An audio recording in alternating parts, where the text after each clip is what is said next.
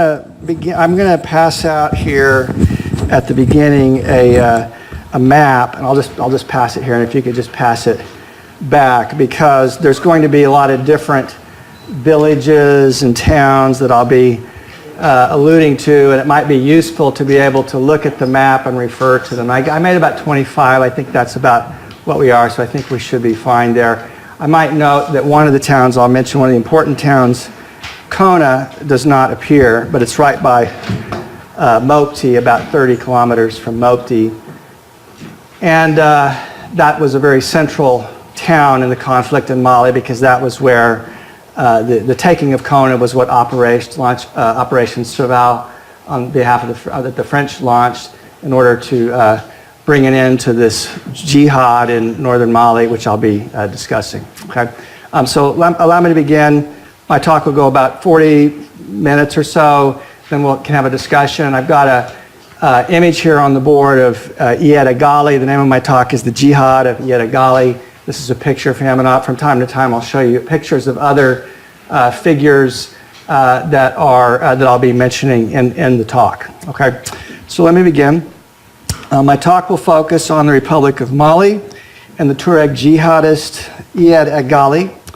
I also will discuss tonight questions of Sharifan ideology and what I'm going to call Arabization ideology and the role that it plays in northern Mali. But at the beginning, I want to make clear that I will speak to you tonight as a citizen of the United States, the government that, in my view, is the most responsible for what has happened in Mali. And I'm referring here to the U.S. and NATO-led attacks on Libya in 2011, which were justified on humanitarian grounds, and which, let me see if I can, back up here, and which culminated in the extrajudicial torture and murder of Muammar Gaddafi. As I'm sure you're aware, Canada has recently also been drawn into this conflict.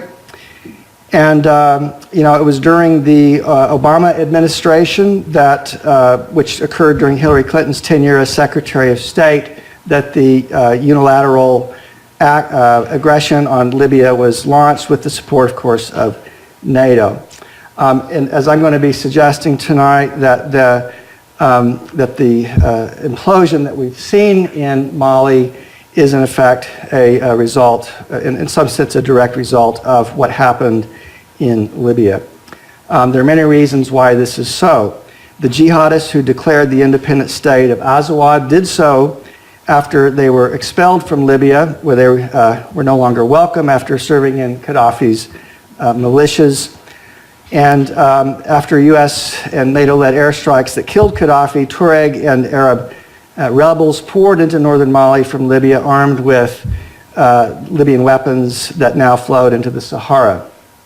Obama would later remark that the debacle in Libya was the single biggest mistake of his presidency. This is an observation that I will not contradict tonight. That said, my talk will be centered on the Tuareg jihadist Iyad Ag Ghali in the unique role that he's played in the ongoing crisis in Mali.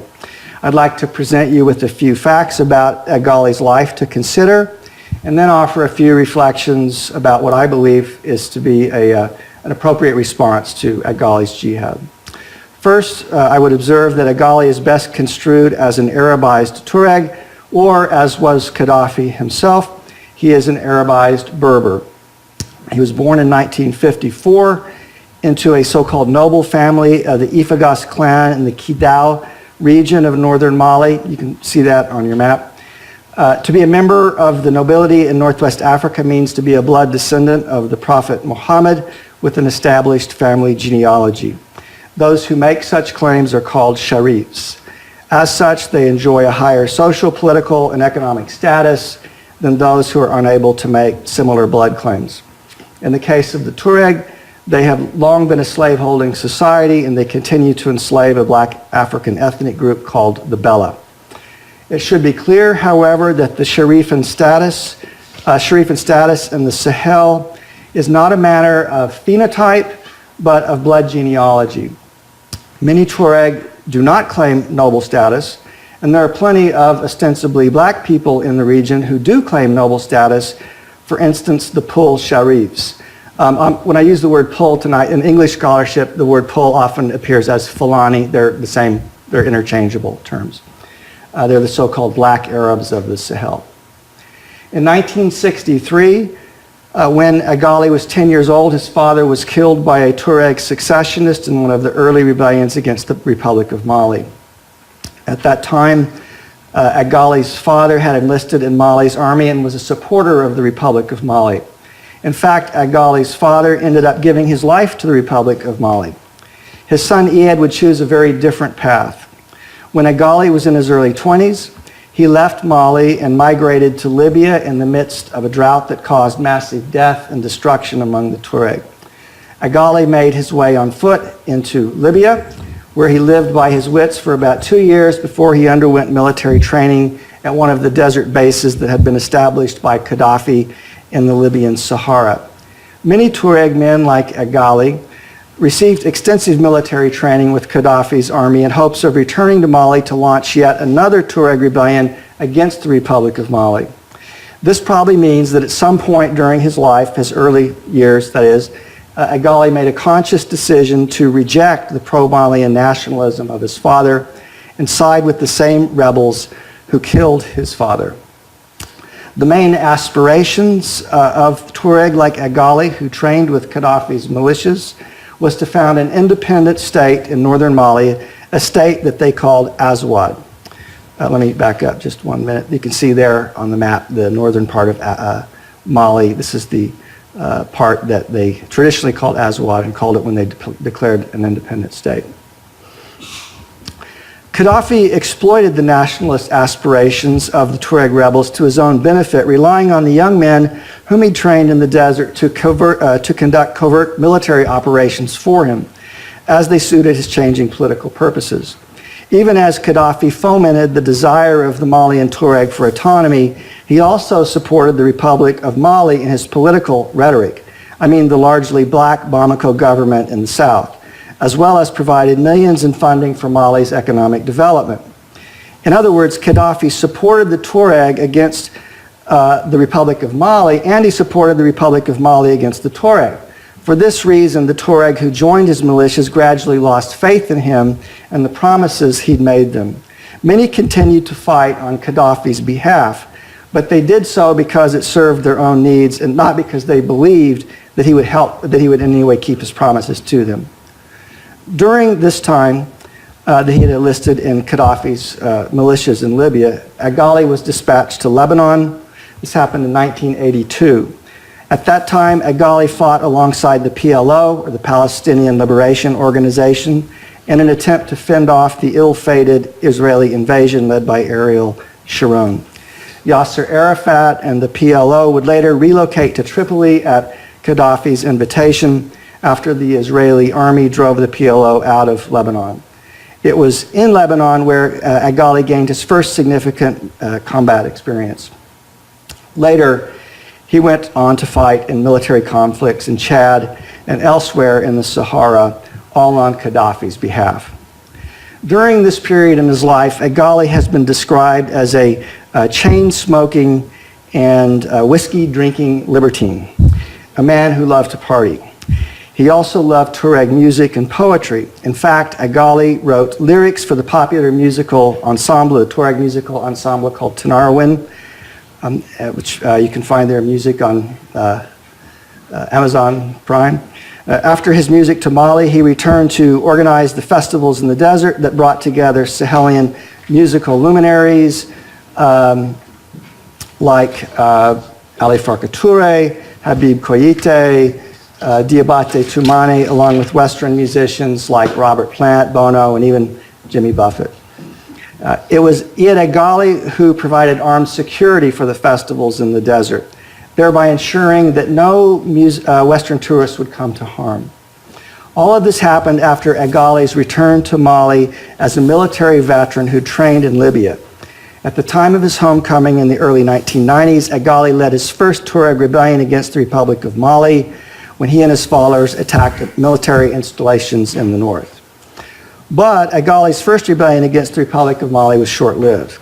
Within a year, he'd made a deal with the Malian government to decease from his attacks in exchange for increased monetary aid for the impoverished Tuareg populations of the north, where indeed poverty is scandalous. Ag Ghali was now viewed as a heroic figure among fellow Tuareg, but he'd earned this status as a hero at the price of giving up on his nationalist aspirations, or at least having appeared to have done so. The Bamako government richly rewarded Ag Ghali for convincing the rebels in the north to give up their attacks on the Malian army. Then, as a further reward, Ag Ghali was appointed as special security advisor to the president of Mali with a good salary and a big house in Bamako. Although Ag Ghali had become a figure to be reckoned with, some Tuareg grumbled, about his political opportunism and craftiness. No one doubted, however, that he'd become a major player in Malian politics. Little happened in the north that didn't involve him, including the kidnapping of Western tourists. Though there is no direct evidence that Ag Ghali himself at this time ever arranged the kidnapping of tourists in the north, he was the government's chief negotiator with Arab and Tuareg kidnappers, and he was ever present whenever money exchanged hands. In exchange for his services as a negotiator, he always received a handsome cut of the ransom. Ag Ghali's first links to Akim, or Al-Qaeda in the Islamic Maghreb, were probably established in relation to his involvement in the kidnapping trade, although he is known to have at least at this time, one cousin fighting for Akim. It is also possible that Ag Ghali was involved in the trans-Saharan drug trafficking. Some observers have even suggested that the jihad that took place in northern Mali in 2012 was effectively a cover operation for the lucrative drug trade in the Sahara. And while there is some truth to this argument, I'm sure, the conflict in Mali was extraordinarily complex and certainly not reducible to the drug trade or even to one figure like Ag Ghali, obviously. In the years after Iyad Ag Ghali gave up his attacks on the Malian army, he once again grew disenfranchised with the Bamako government, which he felt had failed to deliver on its promises to the impoverished Tuareg citizens in the north. And again, I really want to emphasize here that the Tuareg in the north have suffered unfathomable hardships over the last 30 years, especially women, children, and the elderly. And so he was, in effect, responding to a very real dire situation. As a result, Ag Ghali staged yet another Tuareg rebellion after he was appointed leader of a large separatist movement called the Popular Movement for the Liberation of Azawad. But in 1991, after leading attacks on the Malian army in the north, Ag Ghali cut yet another deal with the government, becoming a signatory to the Tamanrasset Accords. And once Ag Ghali signed this agreement, the Popular Movement for the Liberation of Azawad fractured into three separate movements. And I apologize for all of the acronyms and movements, but there's a lot of them. Ag Ghali remained the leader of one of the three splinter groups, which he now called the Popular Movement of Azawad, or the MPA. The movement that he now headed consisted of a few thousand of his fellow Ifagas clansmen, mostly from the Kidal region. In his capacity as head of the MPA, Ag Ghali participated in a national ceremony with Mali's government in Timbuktu, during which a large number of AK-47s and other weapons of war were burnt at a monument that was called the Flamme de la Paix, or the Flame of Peace. Although Ag Ghali was the only Tuareg rebel who'd officially supported the National Pact of 1992, his true alliances had now become a heated subject of debate among his fellow Tuareg. Jeremy Keenan, a British anthropologist who has written many studies on the Tuareg over the years, speculates that Ag Ghali formed an alliance with the Algerian Mukhabarat, or secret service, around this time. Keenan's work is very controversial, however. According to Keenan, this would mean that Ag Ghali became a clandestine agent of Algeria and possibly even the Pentagon, a view that has been greeted with some skepticism and even scorn among Keenan's critics. While Keenan's thesis is finally a matter of speculation, it does have the merit of drawing attention to the role of AFRICOM, or the United States African Command, in the Northwest Sahara since 9/11. Whatever Ag Ghali's true alliances, distrust of his activities further fomented in the North at this time, where he was criticized as a kind of a Machiavellian politician who never kept his word. But Ag Ghali was not a militant Salafist at this time, nor did he ever voice his support for al-Qaeda or Akim al-Qaeda in the Islamic Maghreb. In fact, at this time, Ag Ghali had even entered into a few skirmishes with the Arab Islamist militias of the north. Whether he'd made a secret deal with the Algerians, Secret Service or not, Ag Ghali's religious views were in no way comparable to the Arab militants who pledged their allegiance to al-Qaeda or any other militant Salafist groups at this time. In fact, Ag Ghali's cultural and religious views were mostly secular and largely indistinct from the many Tuareg who live in this part of the Sahara.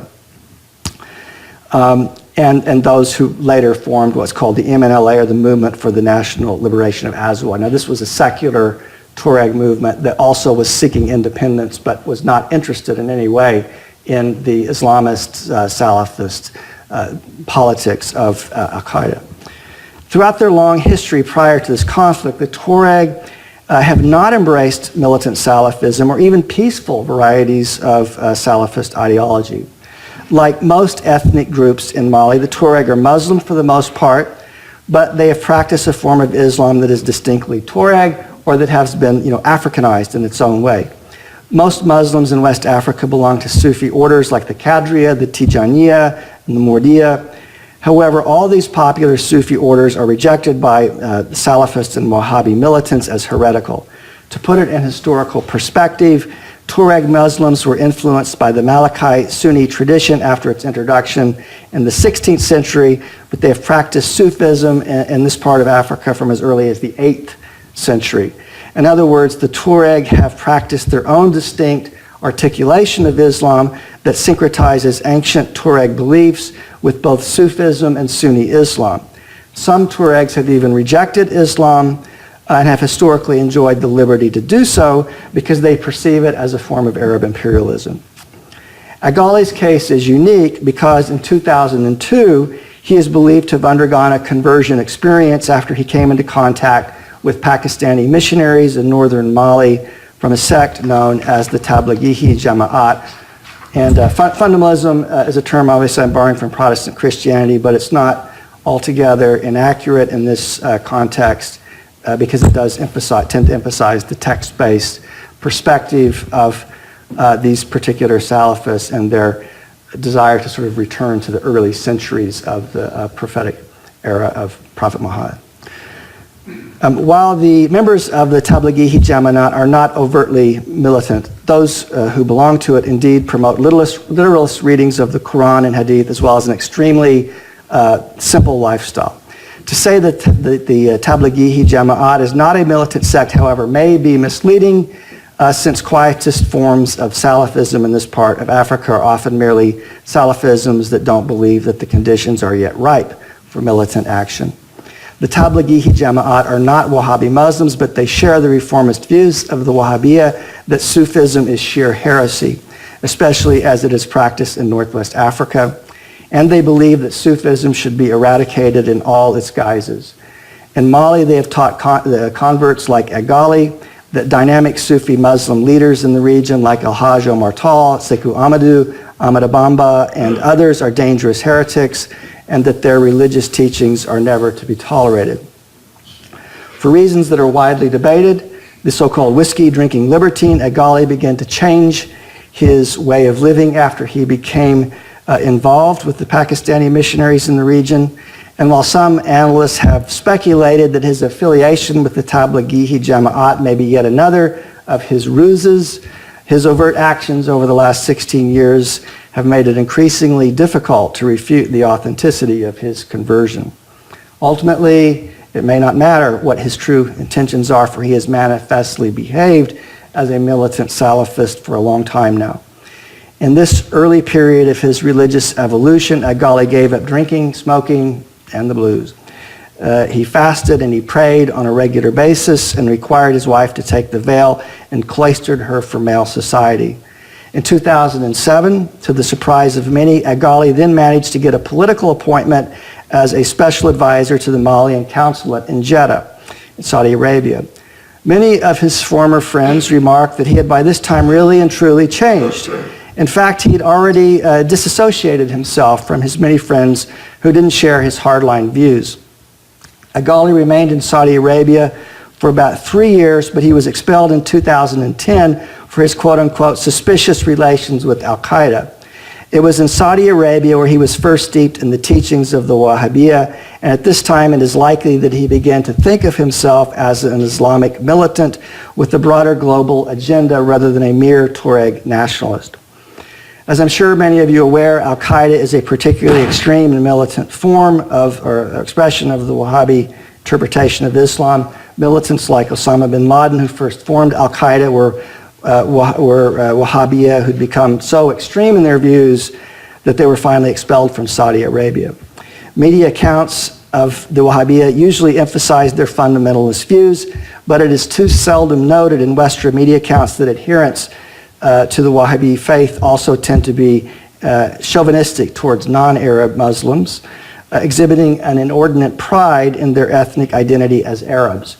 In other words, Wahhabi ideology may be described as yet another variety of Arab identity politics, whatever the Wahhabis' historical aversion to Baathism and other pan-Arab political movements. For the most part, the Wahhabiyya have not only sought to spread their doctrines beyond the borders of the Gulf states, they have also sought to promote Arab cultural hegemony in regions outside the Arab Islamic world when they have not behaved in overtly racist and imperialistic ways.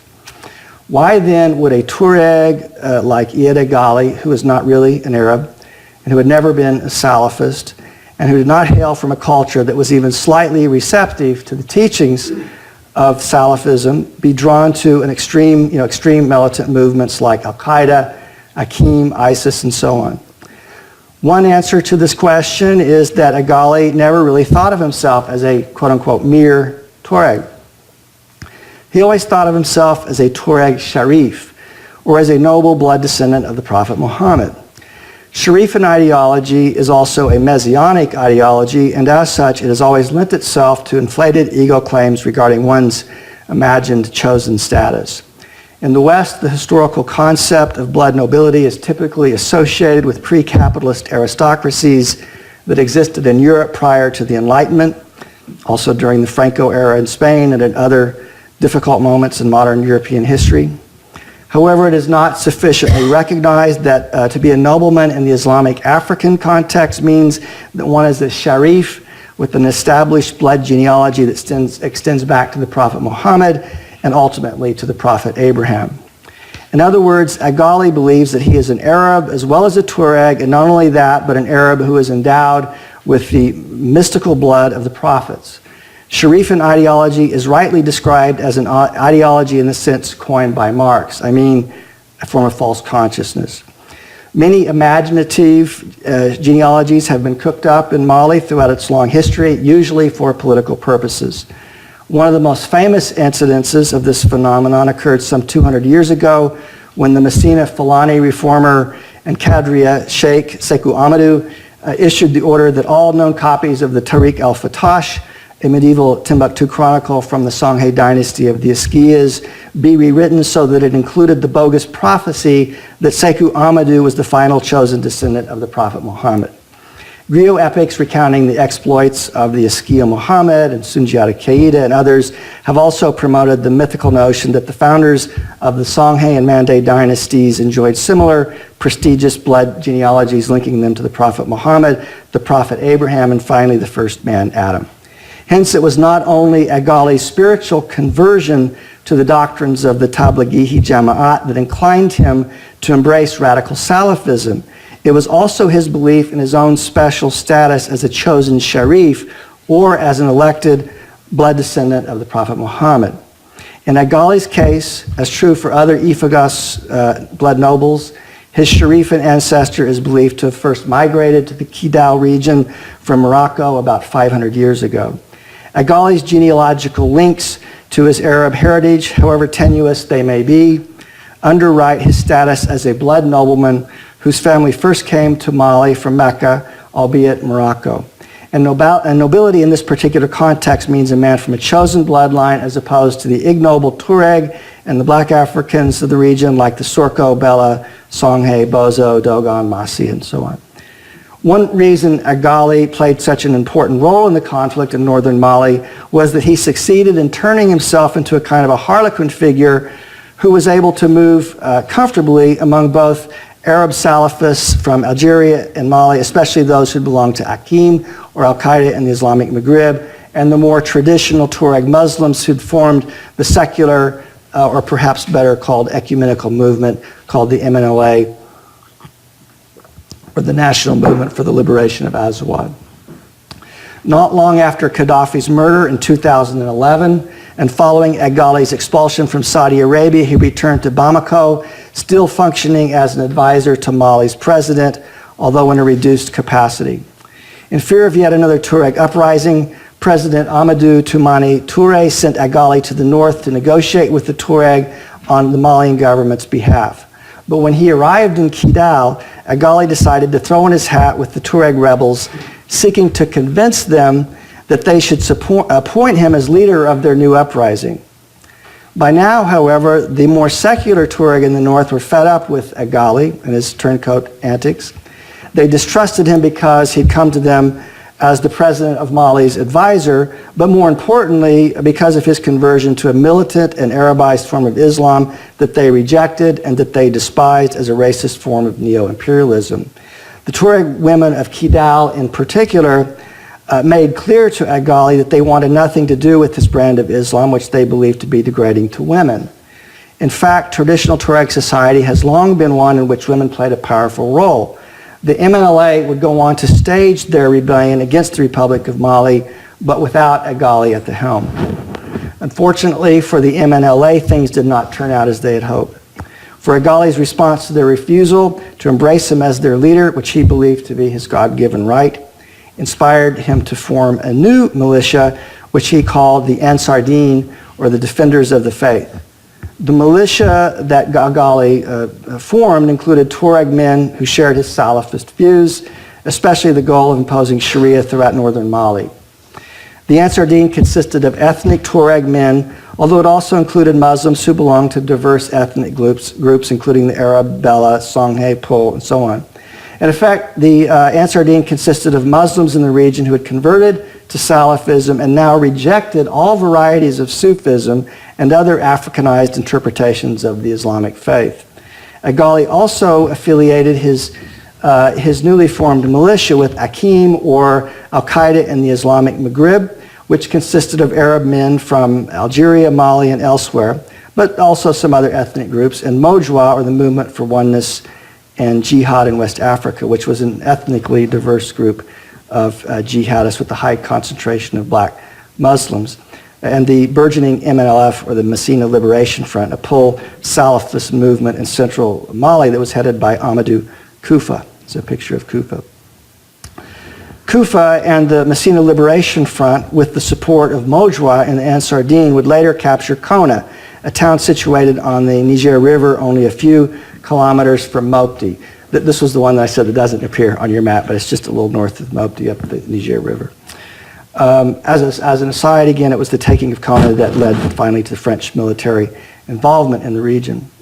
But prior to Operation Serval, which the French launched, the alliances that Ag Ghali had established with other Salafist groups in the north only further increased his prestige and power. After the jihadists who belonged to these disparate militias succeeded in capturing Gao and then Timbuktu in 2002 and declaring the independent state of Azawad, the secular Tuaregs, the MNLA, that had initially rejected his leadership, they finally, again, decided at this point, the MNLA, this is why they have so many problems today, is that they rejected his leadership, and then when the moment came, they sided with him once again in a kind of an opportunistic gesture, which is the main reason why today they're so distrusted in the South, in Bamako, as turncoats and traitors to the Republic. although the French have now thrown in their lot with the MNLA. The MNLA's decision to side with the Salafists was a mistake of catastrophic proportions for them, one that women and children and the elderly paid for dearly. That is, after the MNLA was routed by the jihadists and driven out of Gao, their extended families suffered terribly during their forced migration from the region when many, many innocents died, especially children. But so great was the MNLA's desire for an independent Tuareg state that they were willing to make a devil's pact with Ag Ghali, the Ansar Dine, and the Salafists. The main reason the MNLA was expelled was their refusal to accept the jihadist harsh application of Sharia law, not to mention their misogynistic treatment of women. Tuareg women who were present during negotiations in the early days of Azawad's founding in 2002 categorically refused to accept the Salafist misogyny and the place that the Salafists imagined for women in their newfound state. At this time, the amputations, whippings, and stonings of blacks had begun in Gao and Timbuktu, often administered in the crudest and most inhumane fashion imaginable. All of these forced implementations of Sharia were unacceptable to the Tuareg who belonged to the MNLA. But after their resounding defeat by the jihadists, the MNLA, at this time, this is when they expressed their willingness to cut a deal with the French. And ultimately, the Malian government against the al-Qaeda jihadists, but they're still to this day not very well trusted in the South. There's not time tonight to inventory the many crimes that were committed by the Ansar Dine, Akim, and Mojwa, but I'd like to note in passing the uneven implementation of Sharia law in northern Mali, or as Andy Morgan, a local commentator, has put it, there was a racist element to the Islamist application of Sharia. Almost all the condemned in Azawad were black Songhay or Bozo men. Almost all those who judged them were white or lighter-skinned Arabs, Tuaregs, or foreigners. For time's sake, I will limit our discussion to the actions of Ag Ghali during his tenure as leader of Ansar Dine, especially those incidents that are most revealing of his character, including the terrible slaughter that happened at Aguelhok in 2002. Within weeks of the Ansar Dine's founding, Ag Ghali led an assault on a military base in the Kidal region. You can see it there again on your map, called Aguelhok, that sent shockwaves throughout Mali. On January 24th, 2012, Ag Ghali and the Ansar Dine launched their operation on Aguelhok, which lasted for about 5 days before the Malian army ran out of ammunition and was finally overrun. Though estimates vary regarding how many Malian soldiers were killed in combat, 80 black Malian soldiers were executed in public by the Ansar Dine after Aguelhok's capture. Ag Ghali ordered the soldiers' hands to be tied behind their backs and their throats ritually slit in broad daylight. After and before Mali's soldiers were executed, Ag Ghali led his militants in an awful prayer that is posted on YouTube and that you can watch if you just enter the name of Iyad Ag Ghali, you'll find it, and if you have the stomach to watch it. In this video, you'll see Iyad Ag Ghali dressed in his white prayer robes, prostrated before his talibs, before and after they slit the throat of their victims. It was the atrocities at Aguelhok more than any other event in Mali that led to the coup d'etat that happened on March 22nd, 2012, against then-President Amadou Toumani Touré, whom Malians criticized for failing to provide them with adequate security, and rightly so. One reason the soldiers at Aguelhok were defeated by the Ansar Dine was that much of the money that the U.S. State Department had provided for military aid failed to reach the north, for it had mysteriously disappeared in Bamako. In the midst of the chaos that took place following the coup d'etat, Tuareg rebels, including the MNLA, seized Gao on March 29, 2012, and then on April 1st, they took possession of Timbuktu. Ag Ghali installed himself in a villa at Timbuktu, where he oversaw the implementation of harsh Sharia laws and harangued local citizens with his daily monologues on the radio. In his first public address, Ag Ghali ordered the citizens of Timbuktu to continue to supply, this is a quote, direct quote, to continue to supply the city with basic foodstuffs, fuel and medicines, for, as he stated, Allah will aid the slave as long as the slave aids his brother, unquote. That is, Ag Ghali bolstered his claims to be an elected blood descendant of the Prophet Muhammad with reference to the Quran, clarifying that he considered the ignoble black inhabitants of Timbuktu to be both his slaves and his brothers. Ag Ghali saw himself as the benevolent patron of the ignoble blacks in Timbuktu, whom he imagined to be in need of his kindly intervention. If Ag Ghali was compelled to flog, amputate, and stone the citizens of Timbuktu, it was for their sake, not for his. However, the proclaimed emir of Timbuktu during this short time of Azawad's existence was not Iyad Ag Ghali, but an Algerian man named Abu Zaid, who since was killed in 2013. And he was the leader of Akim. It was Ag Ghali's open collaboration with Algerian Arabs like Abu Zaid that later led many Tuareg, not just the MNLA, to conclude that he was a traitor who'd sold out his compatriots to the Algerians and had become a puppet for Arab powers, including the Qataris, who provided a great deal of the funding for the jihad. But it is also true that Ag Ghali and Abu Zaid were close collaborators who shared a common religious vision. The jihadists of Ansar, Dine, and Akim were united in their efforts, and they clearly worked as a coordinated team to establish an independent Islamic state under Sharia law. Furthermore, it should be clear that it was Ag Ghali and not Abu Zaid who personally supervised the smashing of the tombs of the saints at Timbuktu. He was there himself leading the charge. Those familiar with Saudi Arabian history will know that tomb smashing is one of the most defining features of the Wahhabiyya, who are extremely iconoclastic. The one-time songwriter Ag Ghali now also saw the destruction of confiscated musical instruments in the region, and he threatened to cut off the fingers of anyone who dared to play traditional Malian music, which he proclaimed to be Satan's music. This is, of course, if you're familiar with Mali at all, you'll know that its music is really at the heart of its culture, and so to ban its music, it would be like banning music in New Orleans. I mean, it's preposterous. If Ag Ghali had pretended to be a Salafist in the past, he'd now reached the point of no return. As it turned out, Ag Ghali and Abu Zaid's reign of terror was not to last long. For as noted earlier, the jihadists of Azawad made the fatal mistake of moving on Kona in January 2013 under the leadership of Amadou Kufa, the Fulani leader of the MLF, or the Messina Liberation Front. And by some accounts, Boko Haram was there as well. The French military under Francois Hollande calculated that if combined Salafist forces were able to take Kona in central Mali, they might easily take Bamako. And so in response, the French launched Operation Serval, and within a few weeks, they succeeded in driving the jihadists out of Kona, Gao, and Timbuktu. Many jihadists were killed in combat and in the airstrikes. But Ag Ghali himself fled Timbuktu before the French arrived, and he was able to escape capture, some speculate, by hiding in the deserts of Mauritania. To this day, Iyad Ag Ghali is alive, and he and his followers continue to be the most significant threat to the security and well-being of those who live in the region. After laying low for a few years, Ag Ghali has now reemerged at the head of another organization, this one called the Jama'at Nasr al-Islam wal Muslimi, which is often referred to by its acronym JNIM, or in English, the Group for the Support of Muslims and Islam.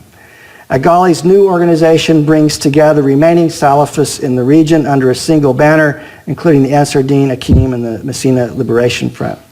For a time, Amadou Kufa, the leader of the Messina Liberation Front, was also one of the key leaders of JNIM, but Kufa was said to be killed in a French airstrike on November 21st, 2018, or about 2 months ago. And again, if you're following what's going on in the media, there's a lot that's been happening just in the last month in this region. This is very recent stuff. Ag Ghali's new movement emphasizes its indebtedness to Osama bin Laden and similar radical Wahhabi and Salafists. He's also openly expressed his solidarity with Muslims in Syria, or ISIL, in their ongoing war against the Assad regime, as well as his desire for the establishment of an Islamic caliphate in Mali and elsewhere. Since the fall of Azawad, Ag Ghali has directed attacks on Mali, Burkina Faso, Cote d'Ivoire, and Niger. It is certain then that we have not heard the last of Iyad Ag Ghali, and that as the head of the JNIM, he will continue to pose a threat to the peace and well-being of many who live in the region for some time to come. This is widely recognized in France, where Ag Ghali has been described as the #1 enemy of France in Mali. But it's also worth noting that as recently as August 8, 2018, or only 5 months ago, it was rumored that Akim leaders threatened to remove Ag Ghali as the head of JNIM because they were suspicious of his tendency to focus exclusively on northern Mali. In other words, Akin leaders in Algeria do not themselves seem fully convinced that his nationalist aspirations have been squashed or that he has truly embraced the jihadist goal of establishing an Islamic caliphate in the region rather than building an independent Tuareg nation in Mali. What is certain is that the fires of ethnic conflict have been fueled in the wake of JNIM's recent attacks in Mali, Burkina Faso, and Cote d'Ivoire under Ag Ghali's direction. After the fall of Azawad, central Mali, formerly a favorite tourist destination of many, where the Pays Dogon is, for instance, has become one of the most dangerous places in Africa. This is especially true for the Fulani of Mali, who have been repeatedly attacked by Dogon or Habe militias. And black ethnic groups in Mali, central Mali, who make, this is what I'm talking about, is black ethnic groups in central Mali who make no claims to Arab or Sharifan identity, and they are most certainly united in their distrust of their fellow Fulani citizens who have typically belonged to Sufi brotherhoods like the Qadriya and the Tijaniyya, but are today suspect due to their part Arab identity and the common perception that they support jihad.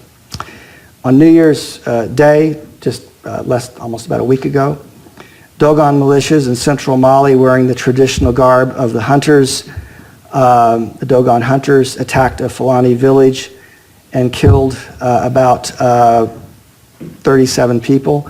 On the same day in Burkina Faso, 46 Fulani cattle herders were killed, this time by Masi villagers just north of Kaya. Again, if you read the media accounts of what's going on in this part of Africa today, they all tend to focus on the struggle for limited environmental resources. And what I would want to suggest is that while it's true that environmental resources are limited in the region, that's in effect always been true. Sahel is one of the most difficult environments in the world for human survival. What's really changed is not that, but that the black and white ethnic groups in the region, by which I'd say like the Arab, Berber, and Fulani would include that under that category, they are no longer willing to work together to overcome the region's long-standing environmental limitations. It was the Sharifan jihad of Iyad Ag Ghali, Amadou Koufa, and their followers that brought into being the current climate of ethnic hostility. In other words, recent Dogon and Masi attacks are not simply about the struggle for natural resources. They are a predictable, if regrettable, reaction by non-Arab blacks in the region against what they perceive to be neo-Arab imperialism. Though Algerian and Gulf state Arabs have directed and bankrolled jihadist activity in the Sahel, the Fulani, or the so-called black Arabs of the Sahel, are now the ones who are paying the price. It is my view that so long as we ignore the racist dimensions of Ag Ghali's jihad, we will not be able to truly comprehend what is happening in Mali today and why. Let me repeat here then that the ideology of the current jihadists in West Africa and Mali must be fought not simply because it is a militant and intolerant form of religious fundamentalism, but because it is racist to the core. Islamic militants in the Sahel like Akim, the Ansar Dine, and the MLF, and now JNIM, are in effect the Islamic counterparts of racist religious sects like the Gush Emanim, the Messianic Zionists in the West Bank, or perhaps the Ku Klux Klan in the Jim Crow South. This dimension of Ag Ghali's jihad has not been sufficiently recognized, and I would venture to suggest that recent Islamic activity in the Sahel will not be eradicated until it is. To accomplish this goal requires that sympathetic outsiders recognize the inherent dangers of Arabization ideology and Sharifan ideology in the Sahel and its roots in mythologies of blood election. I want to just briefly conclude here by saying that I have suggested earlier that the United States, due to its venturism in Libya, bears a particular responsibility to make sure that everything, that what is happening in Mali today is ameliorated and to help secure the health of the fragile Republic of Mali. But I also want to take, since I'm here in Vancouver, here in Canada, speaking to you at UBC, I also want to take this opportunity to offer my congratulations to the people of Canada, to the Canadian government for the role that it has played in helping to secure Mali's health and security, evident most recently in Prime Minister Trudeau's recent visit to Canada, to Canadian troops in the region in December 2018. I know that there's an ongoing debate right now about how extensive that mission should be. There's some 250 Canadian troops in Mali right now. But I, as somebody who studied and lived in and loved Mali for over 2 decades, I want to offer, if I can make any contribution tonight, it would be that to encourage Canada to continue in the role that it's playing, because it is indeed a very important role in helping to preserve what is one of the world's most ancient and wonderful civilizations, going back more than 2,000 years. So I'll stop there, and then we can have a conversation.